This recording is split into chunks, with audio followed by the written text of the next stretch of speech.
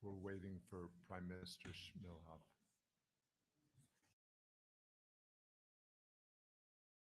Where he'll be.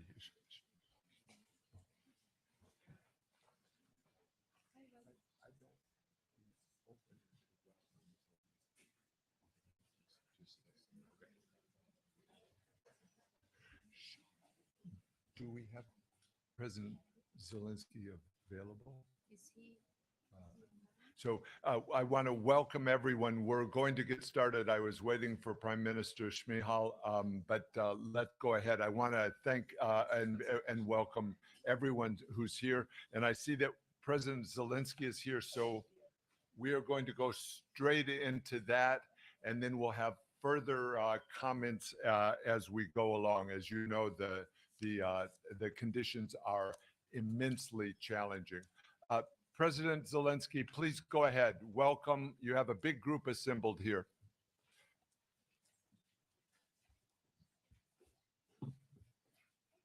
Thank you very much, President Malpass. Thank you. Thank you for your support. Thank you very much. Managing Director, dear Kristalina, the Vice President Dombrovskis, and all of us now are waiting for our Prime Minister. And dear ministers, secretaries, and heads of international financial institutions, thank you again. Thank you all for this meeting, for your work in this format. Ukraine is currently living through a storm of emotions. Yesterday, a video of the brutal murder of our soldier by the occupiers was shared by Russian sources. They are in this video are proud with their ability to kill. You have probably all seen it on the news, and you know that Russian army tries to make this level of violence and atrocities a routine everywhere on Ukrainian soil. Every time when they do something like this, one gets shocked, like for the first time, and death brought by Russia must not become a usual routine. The long story of Russian impunity must finally stop. And I thank everyone in the world and all of you who help Ukraine to survive. But every day we'll lose our people, men and women, adults and children who die at the hands of Russia. Please, would you please, I ask you now to honor with a minute of silence the memory of the Ukrainian soldier whose death the world saw yesterday, and the memory of all of our people whose lives were taken away by the Russian invasion. Please.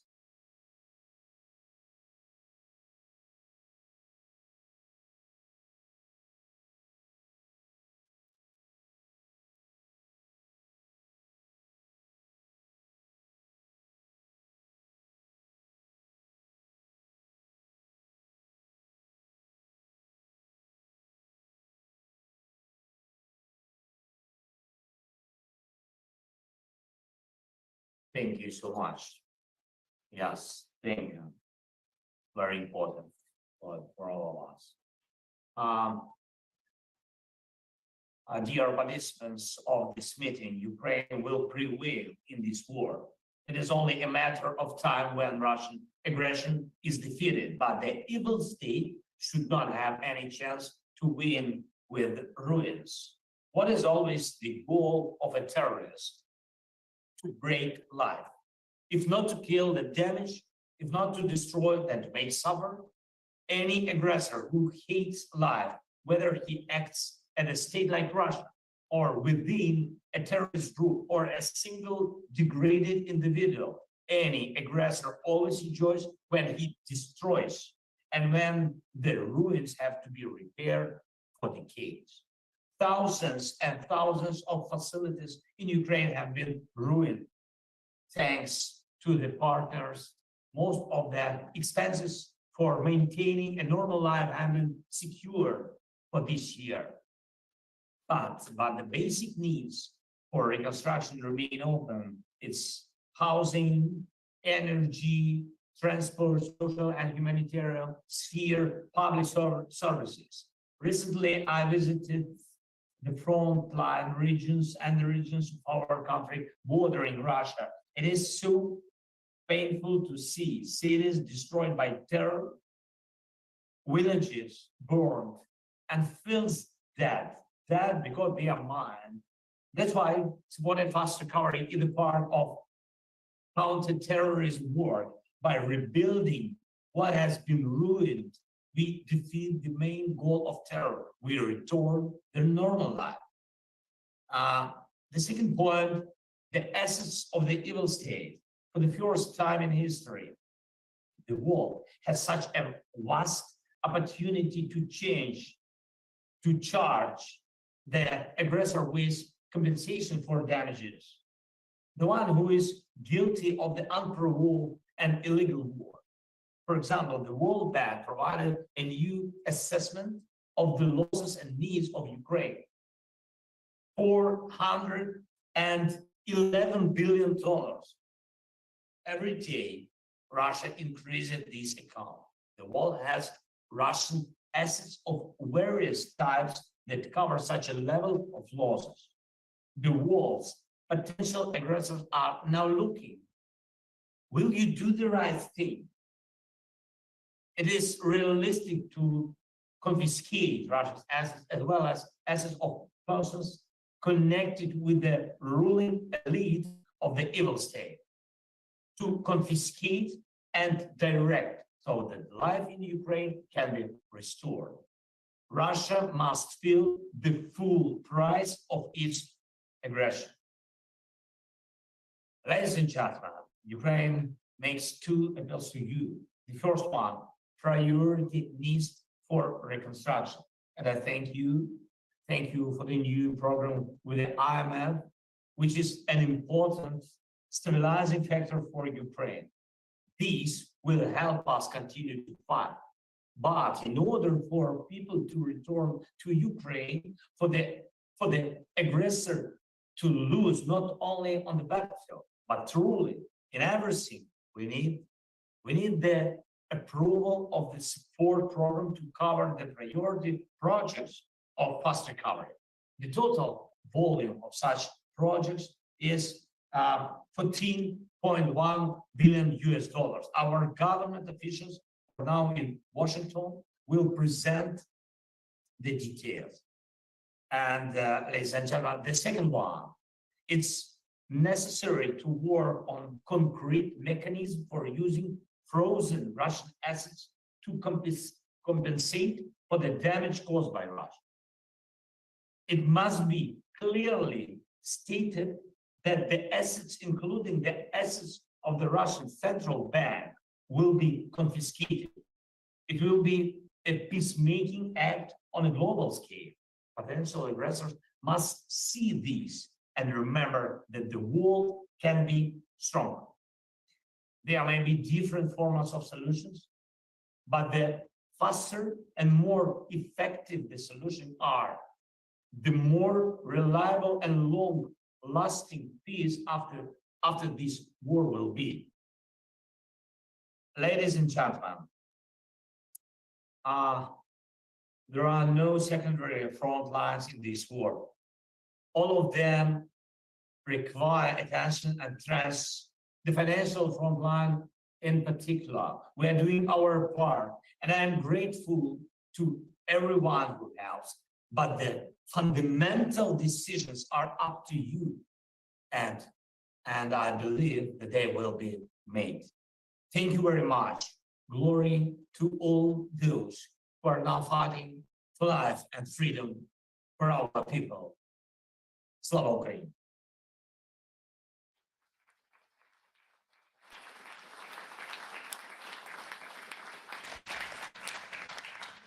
Thank you very much, President Zelensky, and to Prime Minister Shmyhal and Minister Marchenko.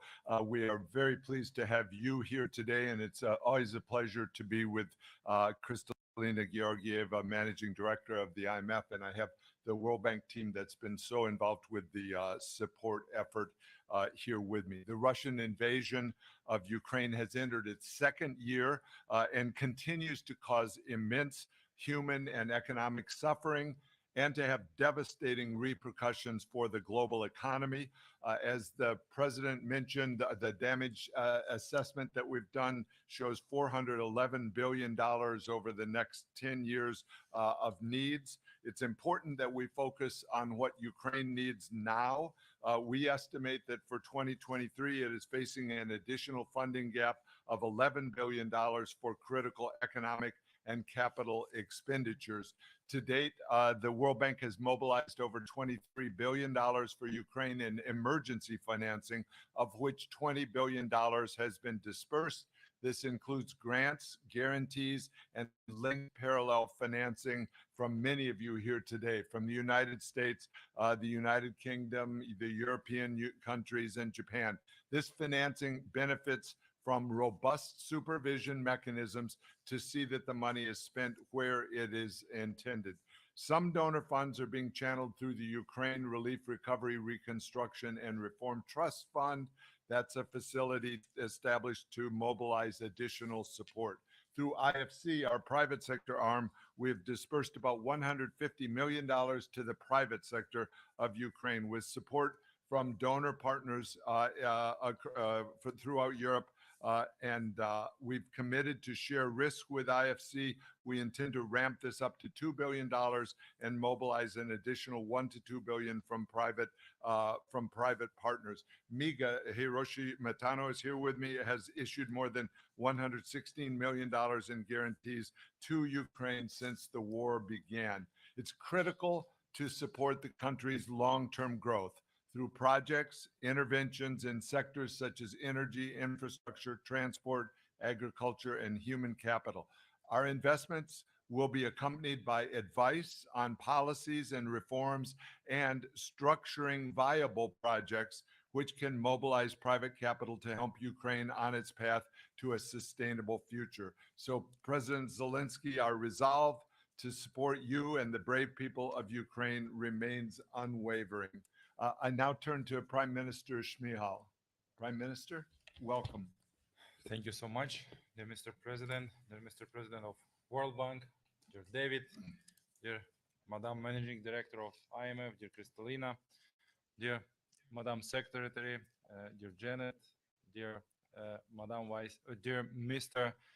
Vice President of European Commission, dear Valdis, dear friends from IMF team, distinguished vice prime ministers, ministers, CEO, presidents, vice presidents, dear friends, colleagues, dear partners. Dear ladies and gentlemen, I want to thank all of partner countries and international financial institutions who not only in word, but also in deed prove their full support for Ukraine and give a decisive response to Russia's military invasion.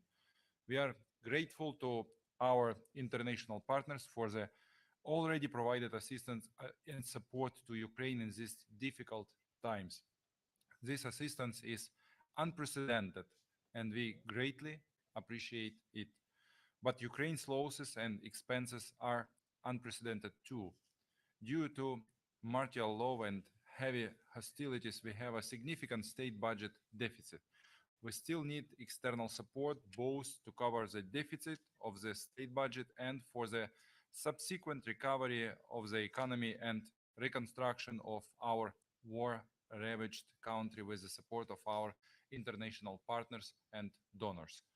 In this context, we are sincerely grateful to the team of the World Bank and the European Commission for the second edition of the Rapid Damage and Needs Assessment of Ukraine. Thank you for this.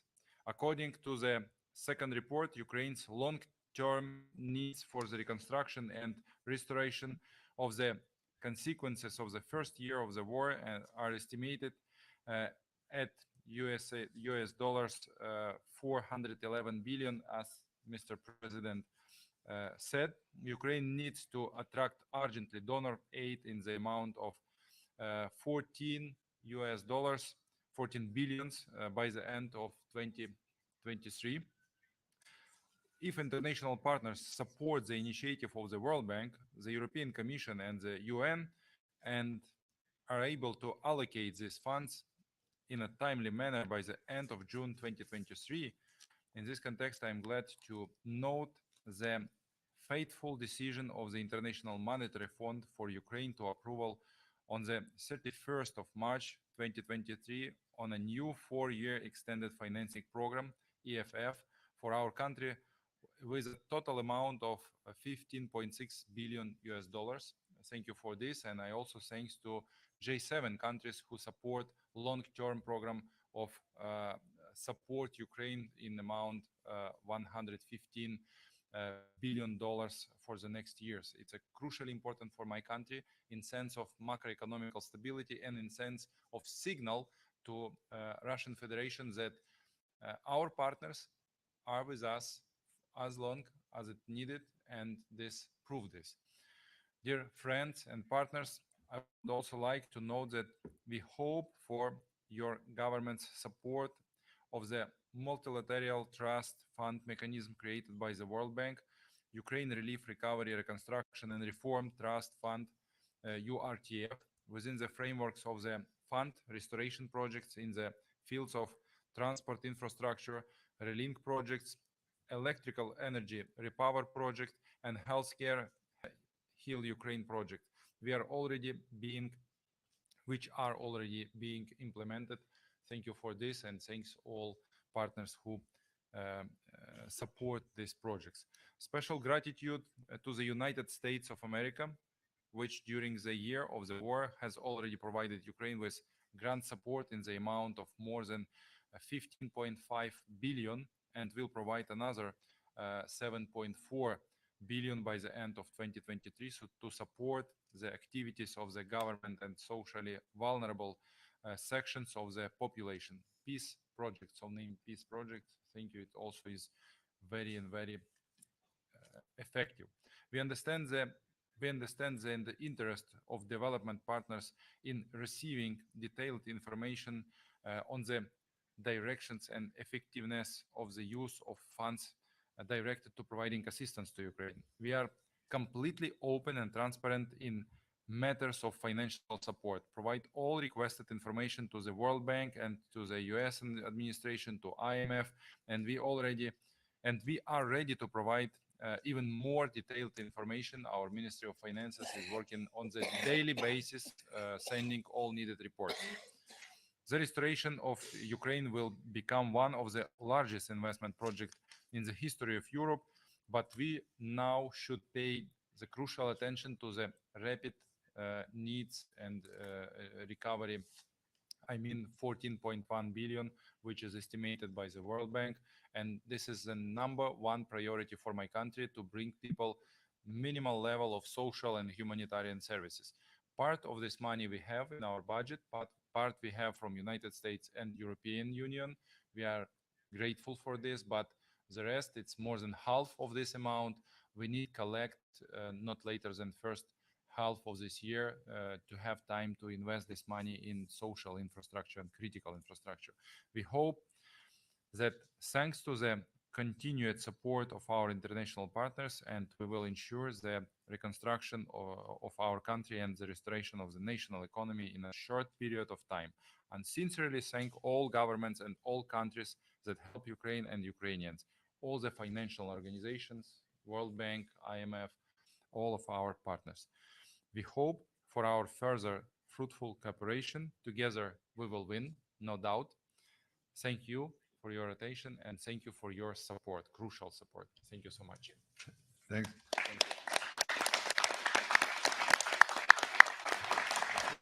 Thank you, Prime Minister. Now, Kristalina Gieorgieva, Managing Director of the IMF.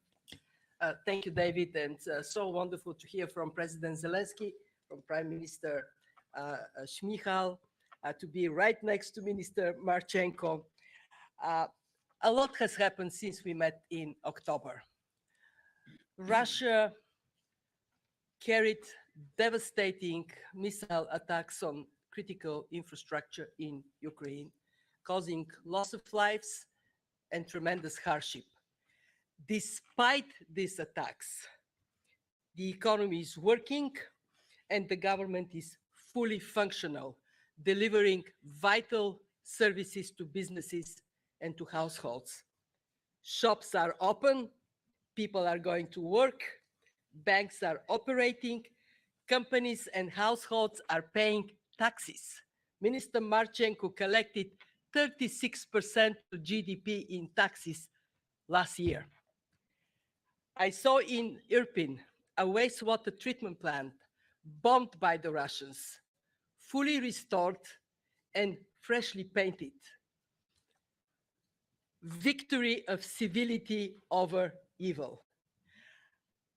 I saw how digital technology makes access to social and administrative services easier than before the war. Most businesses have fully restored their activities, some are expanding. Thanks in part to the rapid restoration of power, water, and heat after Russian attacks. The country is performing remarkably well under the most devastating of circumstances. And that is why it has the confidence of its people and it has the confidence of the international community. I'm proud that the IMF is part of this international support. I'm very grateful for the work we have done together to have a robust program under the extended fund facility. And as we heard from Prime Minister Shmyhal, $15.5 billion from the IMF, putting together a framework for 4 years support of $115 billion. What we are achieving is, one, predictability of financing. And those here around this work, around this table, make it possible. I remember how in the first weeks when the war started, Ukraine would be struggling to get the next couple of weeks financed.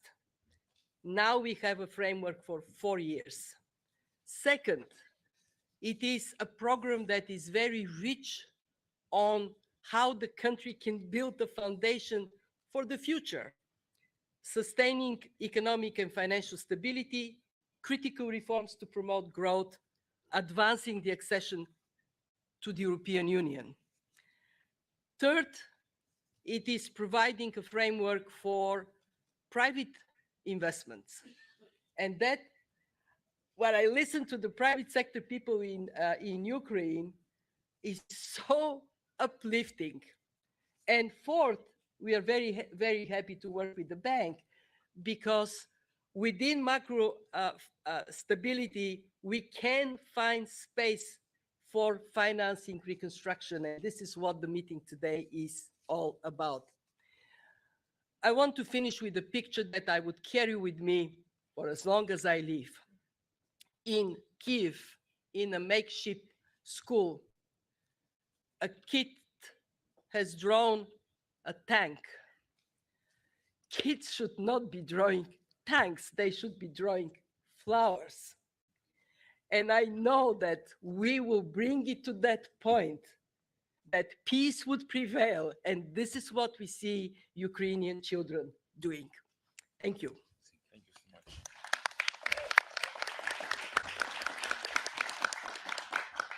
much. Thank you, Kristalina. That's a vivid image.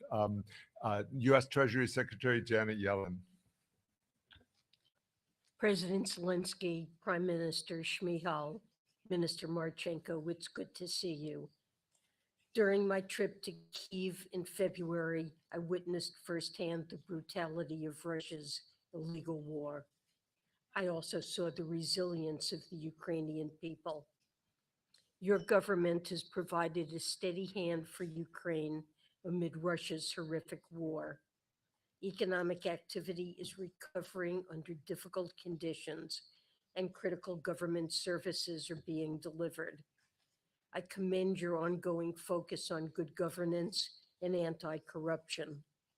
Your commitment to making sure that international assistance is being used responsibly is essential.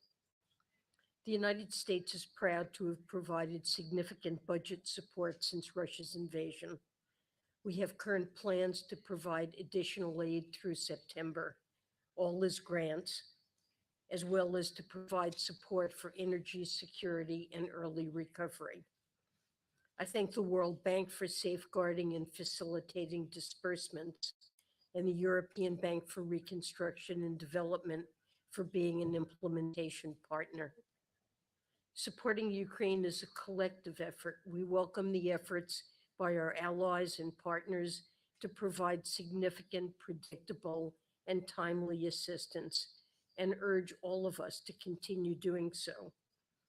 The World Bank's update to its rapid damage and needs assessment underscores Ukraine's needs. Just as military assistance provides for the front lines, our economic assistance bolsters the home front. It keeps the government and economy running so Ukraine can continue to defend itself. The new IMF program will anchor our support in a sound macroeconomic framework and catalyze further reforms essential to Ukraine's recovery. Meanwhile, our historic multilateral sanctions coalition is restricting Russia's access to the technology and equipment it needs to supply its military. And with our embargoes and price caps on Russian oil and refined products, we're effectively targeting Russia's key source of revenue while maintaining stability in global oil markets. Russian state revenue from energy taxes is down over 40% since the imposition of the price cap compared to last year. We're proud to stand with Ukraine, and as President Biden has said, the United States will do what it takes to support Ukraine for as long as it takes. Thank you, Secretary. This ends the open session, and we'll take a moment and go to the closed session, and then there's a speaking order which Anna will be looking for. Okay, so we're now in closed session, and I turn to Minister Marchenko. Please update us and welcome. I'm sorry, we'll wait 20 seconds if we may. You have to leave. Prime Minister, thank you very much.